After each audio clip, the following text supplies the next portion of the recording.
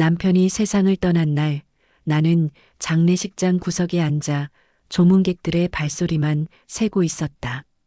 사람들은 내 손을 잡았고 눈물을 흘렸고 위로의 말을 건넸다.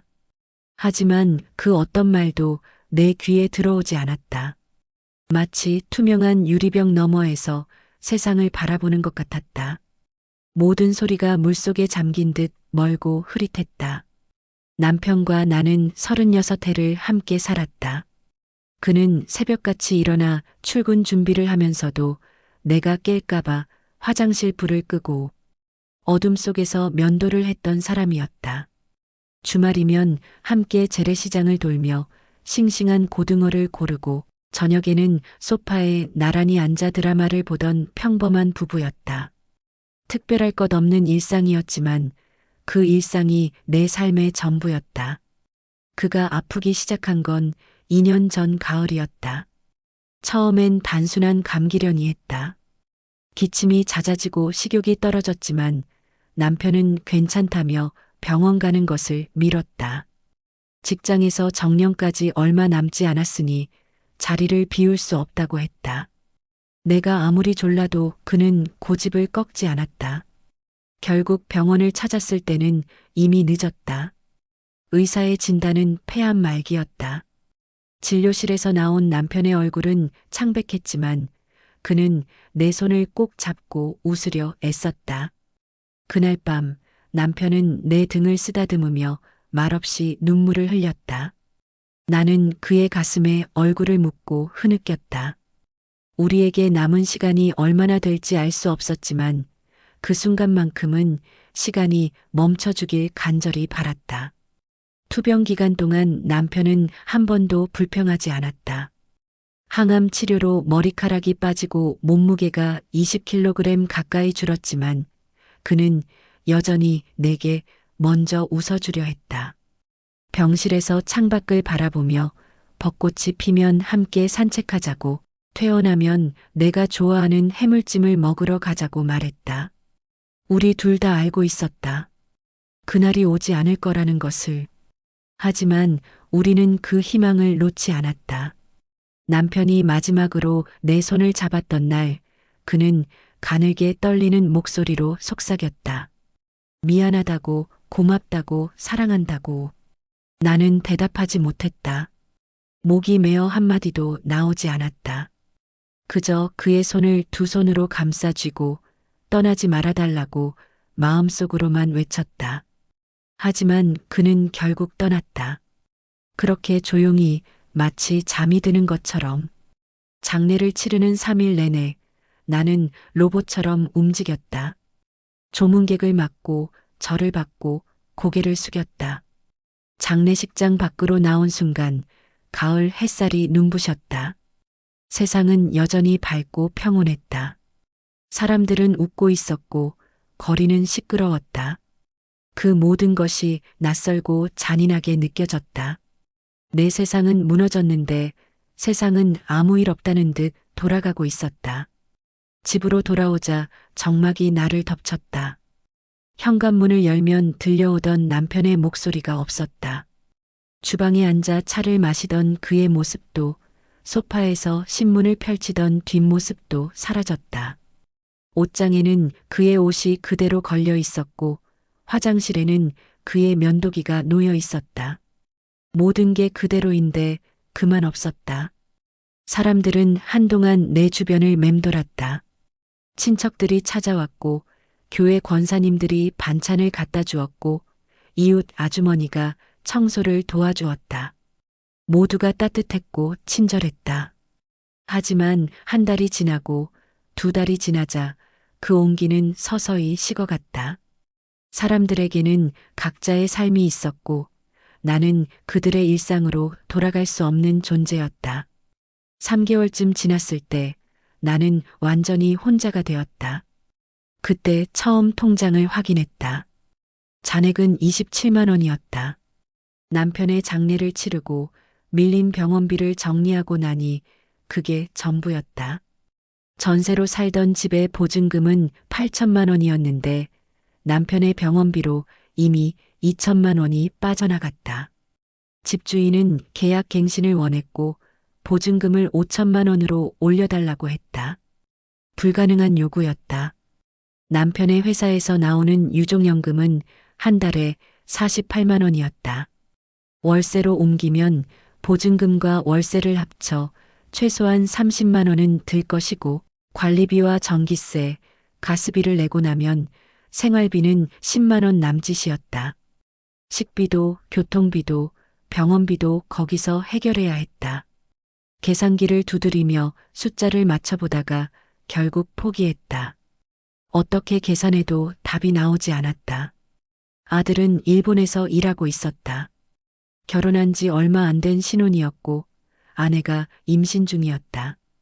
딸은 서울에서 아이 둘을 키우며 힘겹게 살림을 꾸려가고 있었다. 아이들에게 손을 벌릴 수 없었다. 그들도 각자의 삶으로 버거워 보였다. 딸이 전화를 걸어왔을 때 나는 괜찮다고 말했다. 딸은 울먹이며 미안하다고 했다. 도와드리고 싶은데 지금 여유가 없다고, 요즘 엄마 나이에도 일할 때 많으니까 조금만 힘내시라고 했다. 전화를 끊고 나서 나는 오랫동안 멍하니 앉아 있었다. 서운한 마음과 미안한 마음이 뒤섞였다. 아이들 탓을 할 수도 없었고 내 처지를 원망할 수도 없었다. 그저 현실이 막막할 뿐이었다. 그날 밤 나는 잠을 이룰 수 없었다. 침대에 누워 천장만 바라보다가 새벽 2시가 넘어서야 일어났다. 남편의 노트북을 켰다. 먼지가 쌓인 키보드를 닫고 인터넷 검색창을 열었다. 손가락이 떨렸다. 62살의 나이에 일자리를 찾는다는 게 막막했다. 검색창에 60대 여성 일자리를 입력했다. 화면에는 수많은 공고가 떴다. 편의점 야간 알바, 마트 계산원, 아파트 경비, 청소, 요양보호사, 주방 보조, 배달 어지러울 만큼 많은 선택지가 있었지만 어느 것 하나 쉬워 보이는 게 없었다. 각 공고를 클릭할 때마다 가슴이 무거워졌다. 젊은 사람도 힘들다는 일들을 60이 넘은 내가 할 수 있을까? 한참을 스크롤하다가 눈에 띈 공고가 있었다. 초등학교 급식 조리원 모집. 근무 시간은 새벽 5시부터 오후 2시까지. 시급은 12,000원. 주 5일 근무. 한 달이면 대략 200만 원 정도 받을 수 있는 계산이었다. 많은 돈은 아니었지만 지금의 나에게는 충분히 의미 있는 금액이었다. 무엇보다 눈길을 끈 건 주방 경력 우대라는 문구였다. 나는 평생 남편과 아이들 밥을 지어왔다. 손맛 하나는 자신이 있었다. 남편은 생전에 내가 끓인 된장찌개를 세상에서 제일 맛있다고 했다. 시어머니도 내 김치 담그는 솜씨를 칭찬했다. 전문적인 조리 경력은 없었지만 30년 넘게 부엌을 지킨 경험은 있었다. 다음 날 아침 떨리는 손으로 이력서를 작성했다. 학력란에는 고등학교 졸업이라고 썼고 경력란에는 가정주부 36년이라고 적었다. 우스꽝스러워 보였지만 사실이었다. 자기소개서에는 성실하게 일하겠다는 다짐과 아이들을 위해 정성껏 음식을 만들고 싶다는 마음을 담았다. 글을 쓰면서 눈물이 났다. 이런 글을 쓸 줄은 몰랐다. 일주일 후 학교에서 연락이 왔다. 면접을 보러 오라는 전화였다. 목소리가 떨렸지만 최대한 침착하게 대답했다. 면접 날짜를 받아 적고 전화를 끊은 뒤 나는 한참을 그 자리에 서 있었다. 기쁨과 두려움이 동시에 밀려왔다. 정말로 일을 시작하게 되는 걸까? 내가 할 수 있을까? 면접 전날 밤 나는 옷장을 뒤졌다. 대부분 편한 집 안 옷이거나 남편 장례식 때 입었던 검은 옷뿐이었다. 한참을 고민하다가 몇 년 전 교회 행사에 갔을 때 입었던 깔끔한 블라우스를 꺼냈다. 다림질을 하고 구두를 닦고 머리를 단정히 빗었다. 거울 속의 내 모습은 낯설었다. 언제 이렇게 늙었을까? 주름진 얼굴과 흰머리가 선명했다. 면접 당일 나는 새벽같이 일어나 학교로 향했다. 교문을 들어서자 아이들의 웃음소리가 들렸다. 운동장에서 뛰어노는 아이들을 보니 가슴이 뭉클했다. 저 아이들에게 밥을 해줄 수 있다니. 급식실로 가는 복도는 길고 조용했다. 발걸음을 옮길 때마다 심장이 쿵쿵 뛰었다. 면접관은 영양사 선생님과 조리실장님이었다. 두 분 모두 따뜻한 미소를 지었지만 질문은 현실적이었다. 새벽 출근이 가능한지, 체력적으로 문제는 없는지, 단체 급식 경험이 있는지. 나는 솔직하게 대답했다. 경험은 없지만 배울 준비가 되어 있다고, 아침 일찍 일어나는 것은 평생 해왔다고, 건강에는 자신 있다고 말했다. 조리실장님이 물었다. 왜 이 일을 하고 싶은지. 나는 잠시 망설이다가 솔직하게 말했다. 남편을 잃고 혼자 남았다고, 생계를 책임져야 한다고, 그리고 평생 해온 일이 요리밖에 없다고. 말을 하다 보니 목이 메었다. 민망했지만 어쩔 수 없었다. 영양사 선생님이 고개를 끄덕이며 따뜻한 눈빛을 보냈다. 면접을 마치고 나오는 길, 다리에 힘이 풀렸다. 벤치에 앉아 한참을 쉬었다. 합격할 수 있을까? 기대와 불안이 교차했다. 그날 오후 학교에서 다시 전화가 왔다. 합격했다는 통보였다. 다음 주 월요일부터 출근하라고 했다. 전화를 끊고 나서 나는 그 자리에 주저앉았다. 눈물이 쏟아졌다. 기쁨인지 안도인지 알 수 없었다. 그저 울고 또 울었다. 첫 출근 날 알람 시계가 새벽 4시에 울렸다. 사실 알람이 울리기 전에 이미 잠에서 깼다. 긴장 때문에 제대로 잠을 이루지 못했다. 어둠 속에서 옷을 챙겨 입고 집을 나섰다. 거리는 고요했고 가로등 불빛만이 길을 밝혔다. 버스를 타고 학교로 가는 길, 창밖으로 어스름이 거치고 있었다. 급식실에 도착하자 이미 두 분의 조리원이 앞치마를 두르고 계셨다. 한 분은 50대로 보이는 강 언니였고 다른 한 분은 나보다 나이가 많아 보이는 박 이모님이었다. 두 분 모두 손에서 칼을 놓지 않고 능숙하게 채소를 손질하고 계셨다. 나를 보자 강 언니가 웃으며 인사했다. 조리실장님이 나를 데리고 급식실을 둘러보며 설명했다. 국솥의 크기, 밥솥의 개수, 식재료 보관 창고, 설거지 구역까지 모든 것이 낯설고 거대했다. 집에서 쓰던 냄비는 손바닥만 했는데 여기 국솥은 내 허리까지 올라왔다. 한 번에 300인분 이상을 끓여야 한다고 했다. 상상이 되지 않았다. 첫 임무는 감자 껍질 벗기기였다. 20kg짜리 자루를 받아들고 구석 의자에 앉았다. 칼을 잡는 손이 떨렸다. 감자를 하나씩 깎아내리는데 옆에서 박 이모님이 지나가며 한마디 던졌다. 너무 두껍게 깎는다고, 그렇게 하면 감자가 반으로 줄어든다고. 얼굴이 화끈거렸다. 더 얇게 깎으려고 애썼지만 손이 말을 듣지 않았다. 점심시간이 다가오자 급식실은 전쟁터가 되었다. 국솥에서는 김이 피어올랐고 튀김기에서는 기름이 튀었다.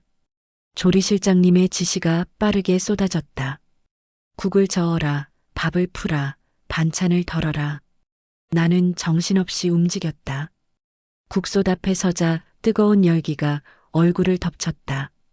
김이 시야를 가렸고 땀이 얼굴을 타고 흘러내렸다. 무거운 국자를 들어 국을 저을 때마다 팔이 후들거렸다.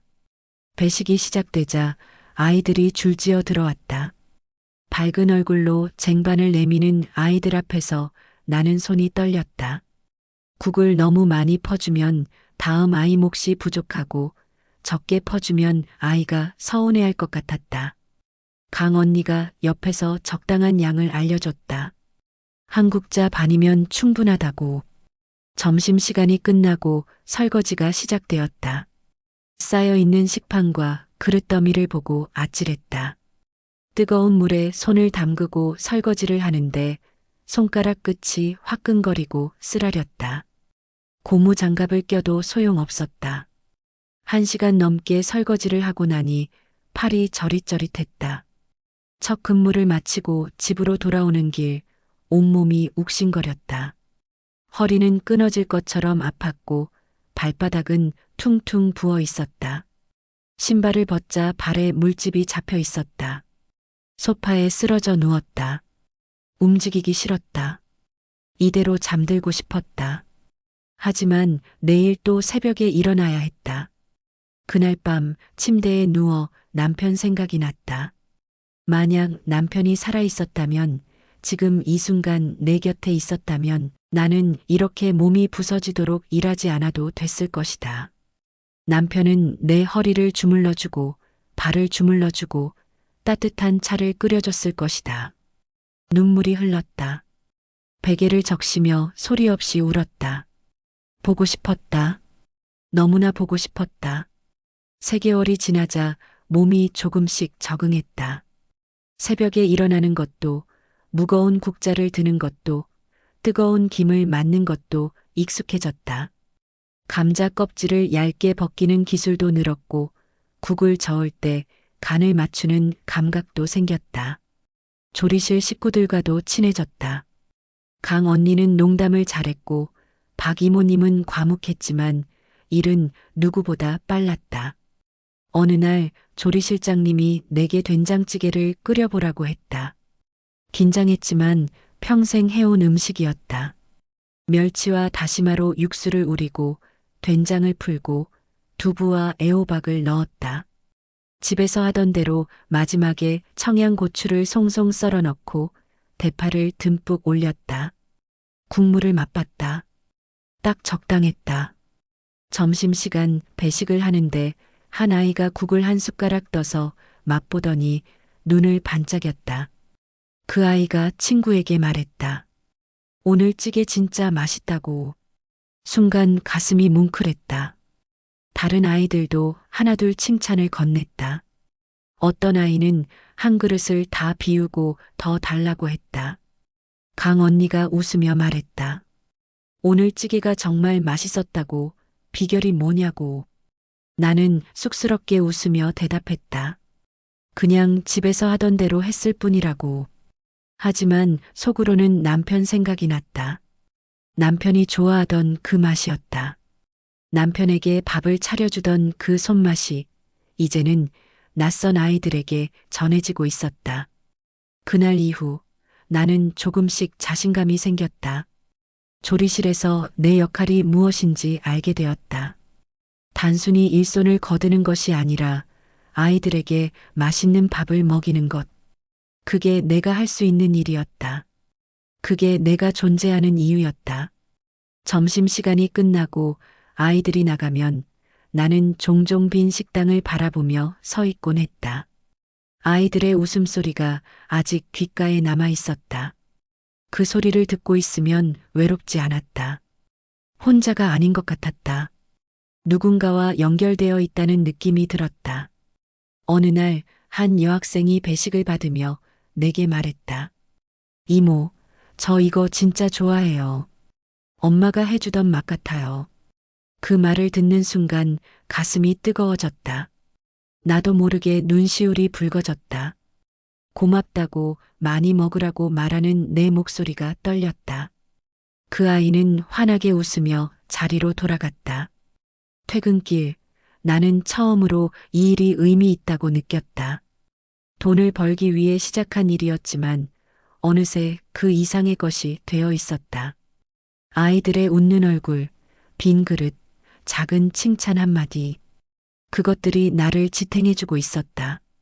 6개월쯤 지났을 때 나는 월급에서 조금씩 돈을 모았다. 월세를 내고 생활비를 쓰고 남는 돈은 많지 않았지만 한 푼, 두 푼 통장에 넣었다. 급식실에서 일하며 배운 것이 많았다. 대량으로 음식을 만드는 법, 식재료를 효율적으로 관리하는 법, 간을 정확히 맞추는 법. 그 모든 것이 내 안에 쌓여갔다. 어느 주말 집에서 김치를 담갔다. 냉장고가 텅 비어 있어서 반찬이 필요했다.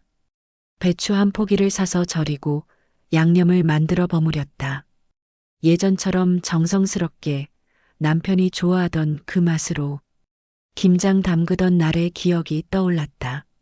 남편이 옆에서 배추를 씻어주고 절인 배추를 들어 올려주던 모습. 그때는 몰랐다. 그런 평범한 순간이 얼마나 소중한지. 김치를 담그고 나니 마음이 차분해졌다. 뭔가를 만든다는 것, 그 자체가 위로가 되었다. 급식실 조리원 강 언니에게 김치 한 통을 가져다 줬다. 강 언니는 맛을 보더니 감탄했다. 이게 무슨 맛이냐고. 시판 김치와는 차원이 다르다고 했다. 다음 날 강 언니가 말했다. 자기 시누이가 반찬 가게를 하는데 김치가 필요하다고. 나더러 팔아볼 생각 없냐고. 나는 고개를 저었다. 그냥 취미로 담근 것뿐이라고. 팔 만큼 대량으로 만들 자신이 없다고 했다. 하지만 그날 밤 그 말이 계속 머릿속을 맴돌았다. 만약 김치를 팔 수 있다면, 조금이라도 더 벌 수 있다면, 급식실 일만으로는 생활비를 빠듯하게 감당하는 수준이었다. 예상치 못한 지출이 생기면 금방 적자였다. 병원비, 관리비 인상, 옷 한 벌 사는 것조차 부담스러웠다. 통장 잔고가 조금씩 늘어나긴 했지만 진짜 안정감과는 거리가 멀었다. 다음 주말 나는 용기를 내어 김치를 5통 더 담갔다. 월세방 작은 부엌에서 배추를 씻고 절이고 버무렸다. 손이 매워서 울고 허리가 아파서 쉬었다가 다시 시작했다. 밤새 작업을 하고 나니 새벽이었다. 김치통 5개가 싱크대에 가지런히 놓여 있었다. 남편이 보고 있을까? 이렇게 혼자 김치를 담그는 나를. 강 언니의 시누이 가게에 김치를 가져갔다. 사장님은 맛을 보더니 바로 주문을 넣었다. 일주일에 10통씩 가져올 수 있냐고 물었다. 가격은 통당 15,000원. 10통이면 15만 원이었다. 한 달이면 60만 원이 더 생기는 셈이었다. 나는 떨리는 목소리로 대답했다. 할 수 있다고. 그날부터 내 삶은 더 바빠졌다. 새벽 5시에 출근해서 오후 2시에 퇴근하고 집에 돌아와 잠깐 쉬었다가 저녁부터 김치 작업을 시작했다. 월요일부터 금요일까지는 급식실, 주말에는 김치 담그기. 쉴 틈이 없었다. 손은 거칠어졌고 허리는 더 아팠고 밤에는 피곤해서 쓰러지듯 잠들었다. 하지만 통장 잔고가 늘어나는 걸 보면 힘이 났다. 100만 원, 150만 원, 200만 원. 숫자가 쌓여갈 때마다 안도감이 밀려왔다. 이제 조금은 숨을 쉴 수 있을 것 같았다. 갑작스런 지출이 생겨도 버틸 수 있을 것 같았다. 석 달쯤 김치를 납품하자 입소문이 퍼지기 시작했다. 강 언니의 시누이 가게 손님들이 김치가 어디 것이냐고 물었고 일부는 직접 사고 싶다고 했다. 박 이모님이 제안했다. SNS를 해보라고. 요즘 사람들은 다 SNS로 물건을 산다고. 나는 SNS가 뭔지도 잘 몰랐다. 아들이 예전에 가르쳐준 카카오톡 정도만 겨우 사용하는 수준이었다. 박 이모님이 딸에게 부탁해서 나를 도와주겠다고 했다.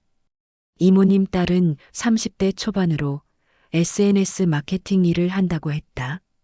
어느 토요일 오후 박 이모님 딸 은지가 우리 집을 찾아왔다. 밝고 활기찬 젊은 여자였다. 은지는 내 손을 잡으며 말했다. 이모님 김치 정말 맛있다고.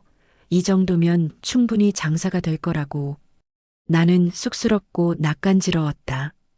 은지는 휴대폰을 꺼내 SNS 계정 만드는 법을 알려줬다.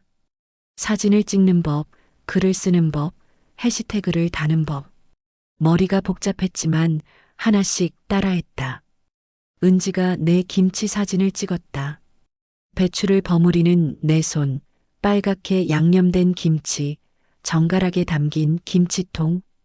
은지는 사진을 보정하고 글을 올렸다. 30년 손맛으로 정성껏 담근 전통 김치.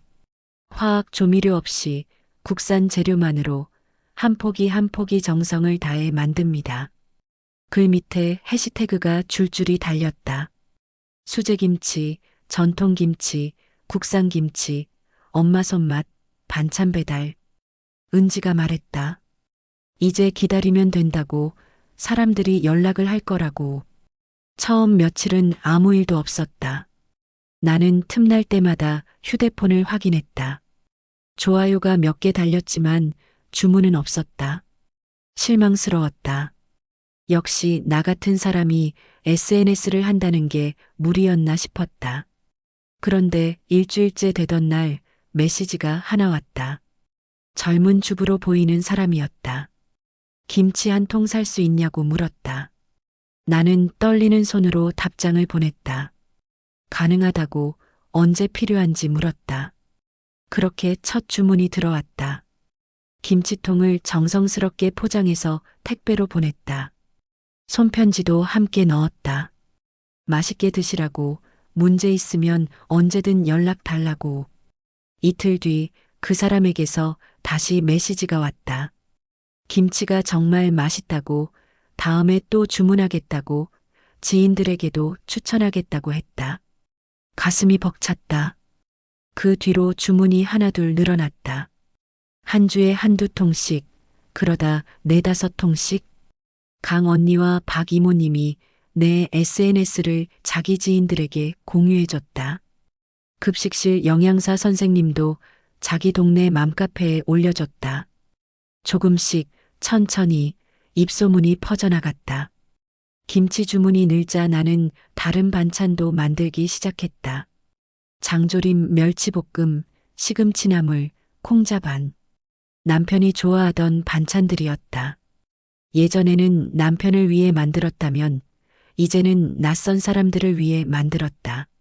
하지만 그 마음만큼은 똑같았다. 정성껏 맛있게. 주문이 들어올 때마다 나는 새벽부터 부엌에 섰다. 재료를 다듬고 양념을 만들고 끓이고 볶고 무쳤다. 작은 월세방 부엌은 늘 북적였다. 냄비와 프라이팬이 가스레인지 위에서 동시에 익어갔다. 창문을 열어도 음식 냄새가 가득했다.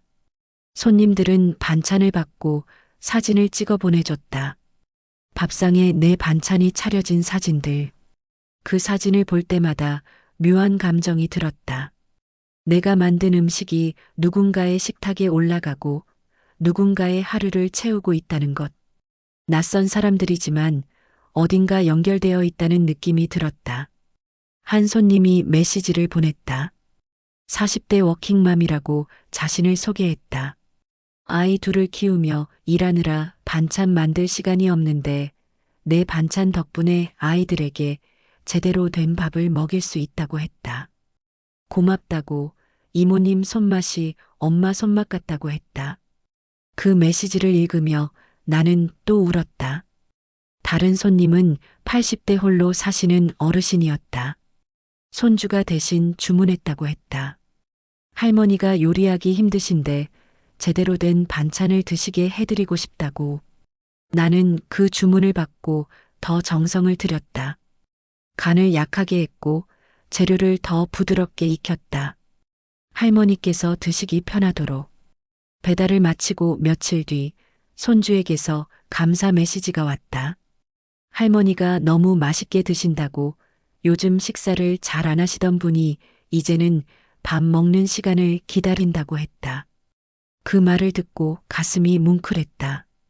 내가 만든 음식이 누군가에게 이렇게 의미가 있다니.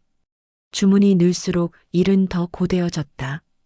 급식실 일을 마치고 집에 돌아와 밤 11시까지 반찬을 만들었다. 주말에는 아침부터 저녁까지 쉬지 않고 요리했다. 손가락은 칼에 베이고 기름에 데이고 뜨거운 물에 데웠다. 허리는 만성 통증이 되었고 무릎도 삐걱거렸다. 하지만 멈출 수 없었다. 나를 믿고 주문하는 사람들이 있었고 내 음식을 기다리는 가정이 있었다. 그리고 무엇보다 이 일이 내게 의미를 주었다. 나는 더 이상 혼자가 아니었다. 음식을 통해 누군가와 연결되어 있었다.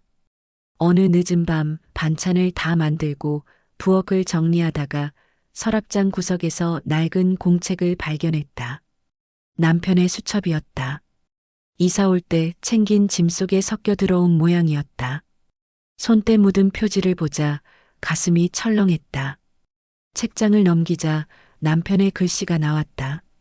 빽빽하게 적힌 메모들, 회사 일정, 해야 할 일 목록, 전화번호들, 그리고 중간쯤에 내 이름이 적혀 있었다. 집사람 생일 마이너스 미역국, 케이크, 꽃. 남편은 매년 내 생일을 챙겼다. 새벽같이 일어나 미역국을 끓이고 퇴근길에 케이크와 꽃을 사들고 왔다. 페이지를 더 넘기자 병원 진료 날짜가 적혀 있었다. 6월 15일 검진, 7월 3일 결과 확인, 7월 20일 정밀 검사. 그리고 마지막 페이지에는 이런 문장이 적혀 있었다. 집사람한테 짐이 되지 말아야 하는데, 아이들한테도 그냥 조용히 가고 싶다. 눈물이 쏟아졌다. 남편은 알고 있었다. 자신이 얼마나 아픈지, 얼마나 큰 짐이 될지. 그래서 아픈 내색을 하지 않으려 했던 거였다. 그래서 병원 가는 걸 미뤘던 거였다. 나와 아이들을 걱정하느라 자기 몸을 돌보지 못했던 거였다. 공책을 가슴에 안고 한참을 울었다. 미안했다. 남편의 그 마음을 몰라줘서, 더 일찍 병원에 가라고 더 강하게 말하지 못해서, 그리고 고마웠다. 마지막 순간까지 나를 생각해준 그 마음이. 그날 밤 잠을 이룰 수 없어 남편 사진을 꺼내봤다. 우리 결혼식 날 사진. 26이던 나와 28이던 남편. 수줍게 웃는 우리의 모습이 낯설고도 그리웠다. 그때는 몰랐다. 우리에게 이렇게 긴 시간이 주어질 줄. 그리고 그 시간이 이렇게 갑자기 끝날 줄.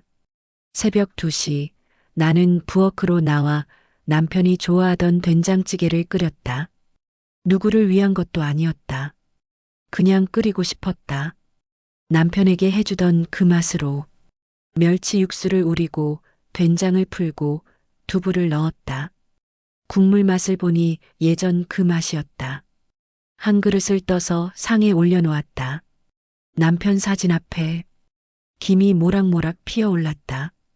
나는 그 앞에 앉아 말했다. 여보, 나 잘 살고 있어. 힘들지만 견딜만해. 당신이 걱정하던 것처럼 무너지지 않았어. 그러니까 편히 쉬어. 나는 괜찮아. 거짓말이었다. 괜찮지 않았다. 여전히 보고 싶었고, 외로웠고, 두려웠다. 하지만 그렇게 말해야 할 것 같았다. 남편이 안심하고 편히 쉴 수 있도록. 급식실에서 일한 지 1년이 되던 날, 조리실장님이 내게 감사패를 주었다. 손바닥만 한 작은 패였지만 내게는 큰 의미였다. 성실 근무상. 나는 그걸 받아들고 눈물을 참았다. 63세 나이에 받는 첫 상이었다. 강 언니와 박 이모님이 저녁을 사주겠다며 데리고 나갔다. 학교 앞 작은 식당에서 삼겹살을 구웠다. 소주를 한 잔씩 따랐다. 나는 술을 잘 못했지만 그날은 한 잔 받았다. 고맙다고, 두 분 덕분에 여기까지 왔다고 말했다. 강 언니가 웃으며 대답했다. 우리가 뭘 했냐고, 다 이모님 혼자 힘으로 한 거라고. 집에 돌아와 통장을 확인했다. 1년 동안 모은 돈이 900만 원이었다. 급식실 월급과 반찬 판매 수익을 합친 금액이었다. 많은 돈은 아니었지만 예전에 비하면 엄청난 변화였다.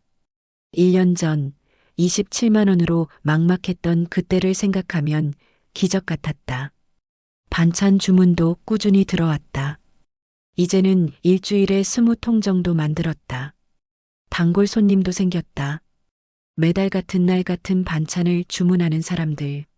내 반찬을 기다려주는 사람들. 그들과 메시지를 주고받으며 안부를 나눴다. SNS는 단순히 장사를 위한 도구가 아니라 사람과 사람을 연결하는 통로가 되었다. 딸이 전화를 걸어왔다. 목소리가 밝았다. 엄마, SNS 봤다고, 대단하다고, 자랑스럽다고 했다. 나는 쑥스럽게 웃었다. 별거 아니라고, 그냥 반찬 좀 파는 거라고. 하지만 딸의 칭찬이 기뻤다. 아이들에게 짐이 되지 않는다는 것, 혼자 서 있다는 것이 뿌듯했다. 아들도 일본에서 영상통화를 걸어왔다. 손주를 안고 화면에 나타났다. 갓돌이 지난 예쁜 아기였다. 아들이 말했다. 엄마, 나중에 한국 가면 엄마 김치 먹고 싶다고. 아기한테도 할머니 손맛 물려줄 거라고. 나는 화면 속 손주를 보며 울컥했다. 언제쯤 안아볼 수 있을까? 1년 반이 지나자 나는 더 큰 결정을 내렸다. 월세방 부엌으로는 한계가 있었다. 주문이 늘어나면서 재료 보관도 작업 공간도 비좁았다. 은지의 도움으로 근처에 작은 공유 주방을 알아봤다. 한 달 40만 원, 다른 사람들과 함께 쓰는 공간이었다. 고민이 많았다. 40만 원은 큰 돈이었다. 만약 반찬이 안 팔리면 적자였다. 하지만 지금 상태로는 더 이상 늘릴 수 없었다. 도전하지 않으면 여기까지였다. 나는 떨리는 손으로 계약서에 서명했다. 공유 주방은 넓고 깨끗했다. 업무용 가스레인지, 큰 냉장고, 넓은 작업대. 모든 게 낯설었지만 설렜다. 처음으로 제대로 된 주방에서 일할 수 있다는 것이. 다른 사용자들도 있었다. 케이크를 만드는 젊은 여자, 도시락을 파는 30대 남자, 수제잼을 만드는 중년 여자. 모두 각자의 꿈을 요리하고 있었다. 공유 주방을 쓰기 시작하면서 작업 효율이 올라갔다. 이제는 하루에 10통씩도 만들 수 있었다. 반찬 종류도 늘렸다. 갈비찜, 불고기, 생선조림, 잡채. 손이 더 바빠졌지만 보람도 컸다. 어느 날 케이크를 만드는 젊은 여자 지연이가 말을 걸었다. 이모님 반찬 정말 맛있다고, 자기도 먹어봤다고. 지연은 밝고 상냥했다. 우리는 작업하면서 이야기를 나눴다. 지연은 회사를 그만두고 1년 전부터 케이크 사업을 시작했다고 했다. 불안하지만 행복하다고. 나는 지연에게 내 이야기를 했다. 남편을 잃은 것, 혼자 살게 된 것, 반찬을 팔기 시작한 것. 지연은 내 이야기를 조용히 들었다. 그리고 말했다. 이모님 대단하다고, 자기도 이모님처럼 용기 있게 살고 싶다고. 나는 쑥스러웠다. 나는 그냥 살아남으려고 발버둥 친 것뿐이었다. 지연과 나는 가끔 함께 차를 마시며 이야기를 나눴다. 세대는 달랐지만 우리는 비슷한 고민을 하고 있었다. 혼자 사업한다는 것, 불안정한 수입, 외로움, 두려움. 하지만 우리는 서로를 응원했다. 그 응원이 힘이 되었다. 남편이 떠난 지 2년이 되던 겨울이 왔다. 첫 번째 겨울은 그저 버티기에 급급했다. 추위도 외로움도 두려움도 모두 견뎌내는 것만으로 힘들었다. 하지만 두 번째 겨울은 달랐다. 여전히 춥고 외로웠지만 이제는 혼자가 두렵지 않았다. 통장 잔고는 2천만 원이 넘었다. 꾸준히 모은 결과였다. 큰 돈은 아니었지만 나에게는 안전망이었다. 갑자기 아프거나 일을 못하게 되거나 예상치 못한 일이 생겨도 버틸 수 있는 여유였다. 반찬 주문은 계속 늘었다. 이제는 한 달에 100통 정도 만들었다. 한 통에 15,000원, 한 달 수입은 150만 원 정도였다. 급식실 월급 200만 원과 합치면 350만 원. 넉넉하지는 않았지만 혼자 살기에는 충분했다. 남편 기일이 다가왔다. 작년에는 차례상도 제대로 못 차렸다. 돈도 마음의 여유도 없었다. 하지만 올해는 달랐다. 재래시장에 가서 신선한 재료를 샀다. 남편이 좋아하던 음식을 하나하나 만들었다. 산적, 전, 나물, 탕국. 정성껏 준비했다. 작은 상을 차리고 남편 사진 앞에 놓았다. 향을 피우고 절을 했다. 여보, 2년이 지났어. 나 여기까지 왔어. 당신 없이 사는 게 이렇게 힘들 줄 몰랐어. 하지만 이제는 좀 괜찮아. 무너지지 않았어. 당신이 자랑스러워할 만한 사람이 되려고 노력하고 있어. 눈물이 흘렀지만 예전처럼 무너지지는 않았다. 슬프지만 견딜만 했다. 보고 싶지만 살아갈 수 있었다. 남편은 떠났지만 나는 여전히 여기 있었다. 그리고 앞으로도 계속 여기 있을 것이었다. 오늘도 새벽 5시에 알람이 울렸다. 침대에서 일어나 창문을 열었다. 겨울 새벽의 차가운 공기가 얼굴을 스쳤다. 거리는 고요했고 하늘에는 별이 반짝였다. 예전 같으면 이 시간이 외롭고 쓸쓸했을 것이다. 하지만 이제는 평온했다. 옷을 갈아입고 가방을 챙겼다. 현관문을 나서기 전 남편 사진을 보았다. 다녀올게, 여보. 오늘도 잘 지켜봐줘. 버스를 타고 학교로 향했다. 창밖 풍경이 익숙했다. 이 길을 2년 가까이 다녔다. 처음에는 모든 게 낯설고 두려웠는데 이제는 편안했다. 내 일상이 되었다. 급식실에 도착하자 강 언니가 먼저 와 있었다. 밝게 인사를 나눴다. 오늘 메뉴는 김치찌개와 고등어구이였다. 나는 에이프런을 두르고 손을 씻었다. 김치를 썰고 고등어를 손질하고 밥솥에 쌀을 안쳤다. 손이 저절로 움직였다. 배식 시간 아이들이 줄지어 들어왔다. 밝은 얼굴들, 쟁반을 내미는 작은 손들. 나는 국을 떠서 정성껏 담아줬다. 어떤 아이는 고맙다고 인사했고 어떤 아이는 웃으며 지나갔다. 그 모든 순간이 소중했다. 점심이 끝나고 설거지를 마쳤다. 오후 2시 퇴근 시간이었다. 에이프런을 벗고 옷을 갈아입었다. 강 언니가 물었다. 오늘도 반찬 만들러 가냐고. 나는 고개를 끄덕였다. 주문이 밀려 있다고, 오늘은 밤새 작업해야 할 것 같다고. 공유 주방으로 향하는 버스 안에서 휴대폰을 확인했다. 새 주문이 2건 들어와 있었다. 단골 손님이었다. 메시지를 읽으며 미소가 지어졌다. 이모님 김치가 제일 맛있다고, 이번 주에도 부탁한다고. 나는 답장을 보냈다. 감사하다고, 정성껏 만들어서 보내드리겠다고. 공유 주방에 도착하니 지연이 케이크를 만들고 있었다. 달콤한 향기가 퍼졌다. 서로 인사를 나누고 각자 자리에서 일을 시작했다. 나는 냉장고에서 재료를 꺼냈다. 배추, 무, 파, 마늘, 생강. 싱싱한 재료들이었다. 도마 위에 배추를 올리고 칼을 들었다. 썰고, 다듬고, 씻고, 버무렸다. 손은 빠르게 움직였고 마음은 고요했다. 이 순간만큼은 아무 생각도 들지 않았다. 오직 눈앞의 재료에만 집중했다. 그게 명상 같았다. 작업을 하다가 문득 2년 전이 떠올랐다. 통장 잔고 27만 원을 보며 절망했던 그날. 앞으로 어떻게 살아야 할지 막막했던 그때. 그때의 나에게 지금을 보여줄 수 있다면 뭐라고 말해줄까? 괜찮아질 거라고 말해주고 싶었다. 힘들겠지만 견딜 수 있다고. 무너질 것 같아도 버틸 수 있다고. 그리고 언젠가는 이렇게 홀로 서서 걷고 있을 거라고. 혼자여도 외롭지 않을 거라고. 남편이 떠났을 때 나는 모든 것을 잃었다고 생각했다. 동반자를, 경제적 안정을, 미래를 잃었다고 믿었다. 하지만 시간이 지나고 보니 내가 얻은 것도 있었다. 나 자신이었다.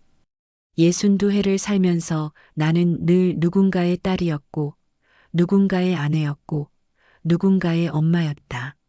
내 이름으로 살아본 적이 없었다. 하지만 지금은 달랐다. 나는 나로 살고 있었다. 내 선택으로, 내 힘으로, 내 이름으로. 급식실 조리원이라는 직함이 처음에는 부끄러웠다. 평생 살림만 하던 내가 60이 넘어서 남의 밑에서 일한다는 게 초라하게 느껴졌다. 하지만 이제는 자랑스러웠다. 나는 일하는 사람이었다. 누군가에게 필요한 사람이었다. 반찬을 파는 것도 마찬가지였다. 처음에는 생계를 위한 수단이었다. 하지만 이제는 내 정체성이 되었다. SNS에 올라오는 댓글들, 감사 메시지들, 재주문 알림들. 그 모든 것이 내가 이 세상에 존재한다는 증거였다. 지연이 작업을 마치고 다가왔다. 케이크 한 조각을 건넸다. 맛있어 보였다. 나는 고맙다고 말하며 받았다. 지연이 물었다. 이모님은 왜 이렇게 열심히 사세요? 나는 잠시 생각하다가 대답했다. 살아있으니까. 살아있는 한 살아야 하니까. 그리고 누군가 내 음식을 기다리고 있으니까. 지연이 고개를 끄덕였다. 그 눈빛에서 이해가 보였다. 우리는 다른 이유로 이 자리에 있었지만 같은 마음으로 버티고 있었다.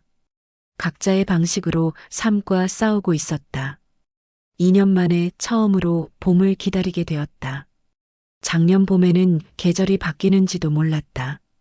슬픔에 잠겨 세상이 보이지 않았다. 하지만 올해는 달랐다. 길가의 개나리가 눈에 들어왔고 벚꽃 소식이 기다려졌다. 남편과 자주 가던 산책로가 있었다. 강변을 따라 걷는 길이었다. 남편이 떠난 뒤로는 한 번도 가지 못했다. 그곳에 가면 남편 생각이 나서 견딜 수 없을 것 같았다. 하지만 어느 일요일 오후 나는 용기를 내어 그곳을 찾았다. 벚꽃이 흐드러지게 피어 있었다. 바람이 불 때마다 꽃잎이 흩날렸다. 사람들이 오가며 사진을 찍고 웃었다. 나는 천천히 걸었다. 남편과 걷던 그 길을 한 걸음씩 밟을 때마다 추억이 되살아났다. 이 벤치에 앉아 쉬었지. 저기 카페에서 커피를 마셨지. 저 다리 위에서 강물을 보며 이야기를 나눴지. 모든 장면이 선명했다. 남편의 목소리가 들리는 것 같았다. 웃음소리가 바람에 섞여 들려오는 것 같았다. 벤치에 앉아 하늘을 올려다봤다. 파란 하늘에 흰 구름이 떠 있었다. 남편이 저기 있을까? 나를 보고 있을까? 잘하고 있다고 말해줄까? 아니면 걱정하고 있을까? 나는 하늘을 향해 속삭였다. 여보, 나 괜찮아. 힘들지만 살아가고 있어. 당신 없이 사는 게 이렇게 힘들 줄 몰랐지만 그래도 살고 있어. 매일 아침 일어나서 밥 짓고 일하고 웃고 울고 그렇게 살아가고 있어. 꽃잎이 어깨에 떨어졌다. 손으로 집어 바라봤다. 연약하고 아름다운 꽃잎. 곧 사라질 것이지만 지금 이 순간은 완벽하게 아름다웠다. 인생도 그런 게 아닐까? 언젠가는 끝나지만 지금 이 순간을 살아가는 것. 집으로 돌아오는 길 마음이 한결 가벼웠다. 산책로를 다시 찾을 수 있게 되었다. 추억이 더 이상 고통이 아니었다. 슬프지만 따뜻한 그런 감정이었다. 남편은 떠났지만 우리가 함께한 시간은 여전히 내 안에 살아 있었다. 어느 토요일 딸이 아이들을 데리고 집에 왔다. 손주들은 벌써 이렇게 컸다. 초등학생이 된 큰아이와 유치원에 다니는 작은아이. 아이들은 낯선 듯 나를 보다가 이내 할머니라고 불렀다. 딸은 살림이 팍팍한 얼굴이었다. 아이 둘 키우며 일하느라 지쳐 보였다. 나는 냉장고에서 반찬을 꺼내 상을 차렸다. 김치, 장조림, 멸치볶음, 나물. 딸이 한 숟가락 떠서 먹더니 눈을 감았다. 엄마, 이 맛이야. 이 맛. 어릴 때 먹던 그 맛. 딸의 눈에 눈물이 맺혔다.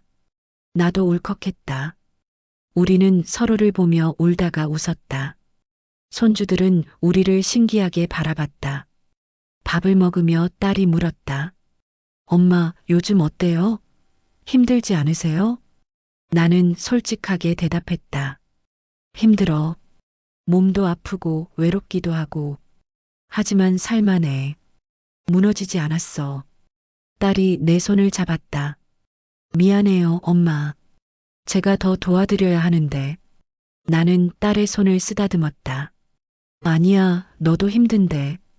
내가 잘 사는 게 엄마한테 제일 큰 도움이야.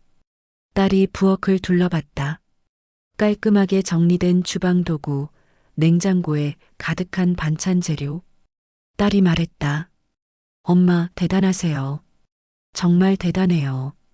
나는 쑥스러웠다. 뭐가 대단하냐고, 그냥 사는 거지. 하지만 딸의 눈빛에서 진심이 보였다. 딸은 정말로 나를 대단하게 생각하고 있었다. 엄마가 아니라 한 사람으로서 존경하는 눈빛이었다. 그게 나를 뭉클하게 했다. 저녁을 먹고 딸은 아이들을 데리고 떠났다. 문 앞에서 포옹했다. 딸이 귓가에 속삭였다. 엄마, 사랑해요. 나도 속삭였다. 나도 사랑해, 딸. 조심히 들어가. 문을 닫고 혼자 남았다. 집은 다시 조용해졌다. 하지만 외롭지 않았다. 딸의 온기가 아직 남아 있었다. 손주들의 웃음소리가 귓가에 맴돌았다. 나는 혼자였지만 혼자가 아니었다. 공유 주방에서 일한 지 반년이 지나자 나는 새로운 제안을 받았다. 지역 농협에서 연락이 온 것이었다. 로컬 푸드 직매장에 입점하지 않겠냐는 제안이었다. SNS를 통해 내 이야기를 알게 되었다고 했다. 고민이 되었다. 직매장에 입점하면 더 많이 팔 수 있겠지만 그만큼 더 많이 만들어야 했다. 지금도 바쁜데 감당할 수 있을까? 밤새 고민하다가 은지에게 전화했다. 은지는 단호하게 말했다. 해야죠, 이모님. 이런 기회가 자주 오는 게 아니에요. 나는 용기를 내어 제안을 받아들였다. 다음 주부터 직매장에 반찬을 납품하기로 했다. 일주일에 30통, 한 달이면 120통이었다. 지금보다 2배 가까이 늘어나는 물량이었다. 급식실 조리실장님께 조심스럽게 말씀드렸다. 반찬 사업이 커져서 급식실 일을 줄여야 할 것 같다고. 조리실장님은 이해한다며 웃었다. 그동안 고생 많았다고, 좋은 일이라고 축하해 주었다. 나는 감사하다고, 2년 동안 정말 감사했다고 인사했다. 급식실 일을 주 3일로 줄이고 나머지 시간은 반찬 만들기에 집중했다. 공유 주방에서 보내는 시간이 길어졌다. 아침부터 저녁까지, 때로는 밤늦게까지 일했다. 힘들었지만 충실했다. 내 사업이 성장하고 있다는 실감이 났다. 직매장 첫 납품날 긴장했다. 반찬을 포장하고 라벨을 붙이고 차에 실었다. 직매장 담당자가 반갑게 맞아줬다. 진열대에 내 반찬이 놓이는 걸 보니 감회가 새로웠다. 내 이름으로, 내 사진으로 만든 상품이었다. 며칠 뒤 직매장에서 연락이 왔다. 반찬이 다 팔렸다고, 추가로 보내달라고. 나는 믿을 수 없었다. 정말로? 그렇게 빨리? 담당자가 웃으며 대답했다. 손님들 반응이 정말 좋다고, 할머니 손맛이라며 찾는 사람이 많다고. 그날 밤 나는 통장 잔고를 확인했다. 3천만 원을 넘어서고 있었다. 2년 전 27만 원으로 시작한 내가 지금은 이렇게 많은 돈을 모았다. 숫자를 보며 믿기지 않았다. 이게 정말 내 통장일까? 어느 일요일 나는 오랜만에 완전히 쉬기로 했다. 반찬 주문도 없고 급식실에 갈 필요도 없는 날이었다. 아침 늦게 일어나 창문을 열었다. 5월의 따뜻한 바람이 들어왔다. 커피를 내려 마시며 베란다에 앉았다. 오랜만에 여유로운 아침이었다. 아무것도 하지 않고 그냥 앉아 있었다. 거리를 오가는 사람들을 보고 하늘의 구름을 보고 바람 소리를 들었다. 예전 같았으면 이런 시간이 괴로웠을 것이다. 혼자 있는 시간이 외로웠을 것이다. 하지만 지금은 평온했다. 고요함이 두렵지 않았다. 오히려 고요함 속에서 나를 느낄 수 있었다. 오후에는 미용실에 갔다. 오랜만에 머리를 자르고 파마를 했다. 거울 속 내 모습이 낯설었다. 언제부터 이렇게 늙었을까? 하지만 그 얼굴이 싫지 않았다. 주름과 흰머리 속에서 내가 살아온 시간이 보였다. 저녁에는 혼자 외식을 했다. 작은 한식당에서 백반을 시켰다. 밥과 반찬, 된장찌개. 소박한 한 끼였지만 맛있었다. 남의 음식을 먹는다는 게 새로웠다. 평생 음식을 만들기만 했지 남이 만든 음식을 먹을 기회가 별로 없었다. 집으로 돌아오는 길 서점에 들렀다. 예전에는 책을 살 여유가 없었다. 하지만 이제는 달랐다. 마음에 드는 에세이 한 권을 샀다. 집에 와서 침대에 누워 책을 읽었다. 조용한 밤 책장 넘기는 소리만 들렸다.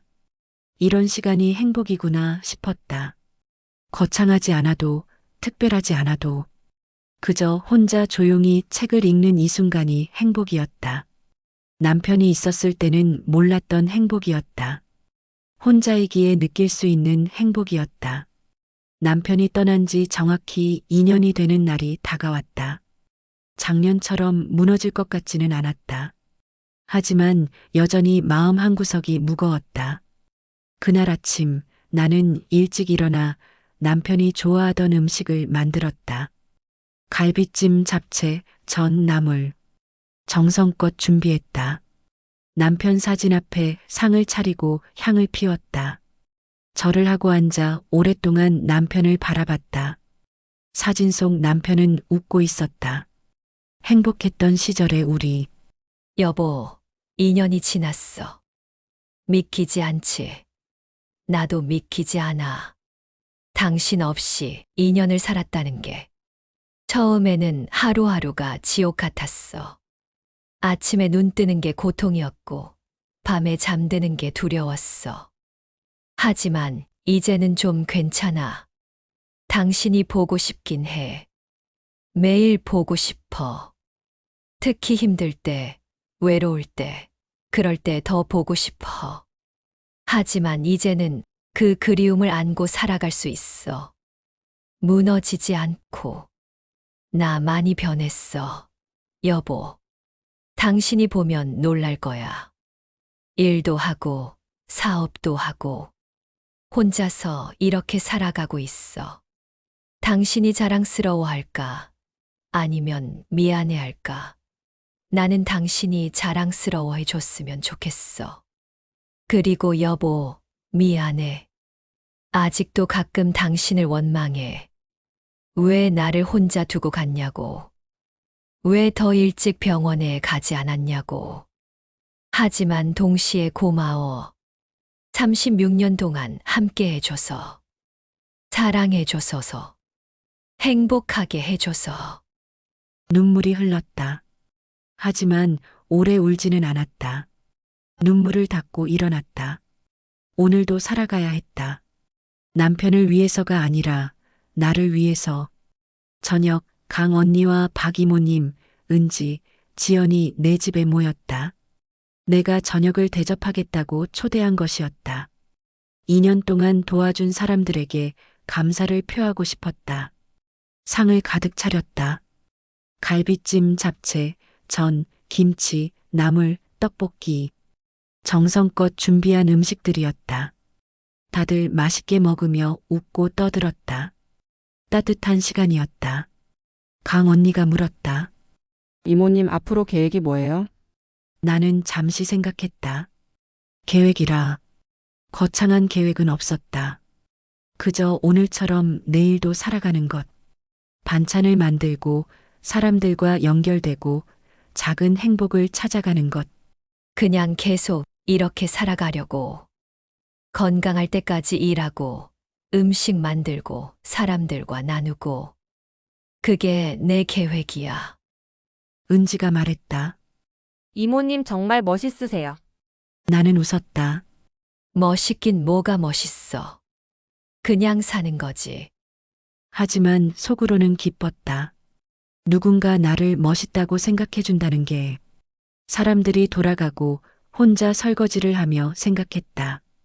2년 전 그날 통장 잔고 27만 원을 보며 절망했던 나. 그때의 나에게 지금을 보여줄 수 있다면 견뎌라고 말해주고 싶었다. 지금은 힘들겠지만 괜찮아질 거야. 무너질 것 같아도 무너지지 않을 거야. 그리고 언젠가는 이렇게 웃으며 사람들과 밥을 나누고 있을 거야. 남편이 떠났을 때 내 인생도 끝났다고 생각했다. 하지만 그건 끝이 아니었다. 마침표가 아니라 쉼표였다. 잠시 멈췄다가 다시 시작하는. 또 새벽이 밝았다. 알람이 울리고 나는 침대에서 일어났다. 거울을 보며 세수를 했다. 주름진 얼굴, 거친 손. 하지만 이 얼굴, 이 손으로 나는 살아가고 있었다. 부엌에 서서 아침을 준비했다. 물을 끓이고 밥을 지었다. 김치를 꺼내 한 입 먹었다. 내가 담근 김치였다. 맛있었다. 남편이 좋아하던 그 맛이었다. 창밖을 보니 해가 떠오르고 있었다. 새로운 하루가 시작되었다. 오늘도 일할 것이고, 음식을 만들 것이고, 사람들을 만날 것이다. 힘들 것이고, 외로울 때도 있을 것이다. 하지만 괜찮았다. 나는 살아갈 수 있었다. 가방을 챙기고 현관문을 열었다. 복도에 나서자 아침 공기가 신선했다. 발걸음을 옮겼다. 무거운 다리였지만 멈추지 않았다. 한 걸음씩 앞으로 버스 정류장으로 걸어가며 생각했다. 나는 누구인가? 63세 과부, 급식실 조리원, 반찬 장사를 하는 사람, 딸의 엄마, 손주들의 할머니, 그리고 무엇보다 나 자신. 남편이 떠난 뒤 나는 모든 걸 잃었다고 생각했다. 그런데 시간이 지나 보니 내가 얻은 것도 있었다. 나 자신이었다. 예순이 넘어서야 비로소 찾은 나 자신. 버스에 올라 창밖을 바라봤다. 거리에는 사람들이 오가고 가게들이 문을 열고 세상이 깨어나고 있었다. 나도 그 세상의 일부였다. 휴대폰이 울렸다. 새 주문 알림이었다. 단골 손님이 김치 2통을 주문했다. 나는 미소 지으며 답장을 보냈다. 감사하다고, 오늘 만들어서 보내드리겠다고. 학교 정류장에 내려 급식실로 향했다. 익숙한 길이었다. 2년 동안 걸어온 길. 앞으로도 계속 걸어갈 길. 급식실 문을 열며 나는 나 자신에게 속삭였다. 오늘도 잘 부탁해. 그리고 깊게 숨을 들이마셨다. 살아있었다. 그것만으로 충분했다. 이 이야기가 울림을 주었다면 구독과 좋아요 눌러주세요. 여러분의 응원은 큰 힘이 됩니다.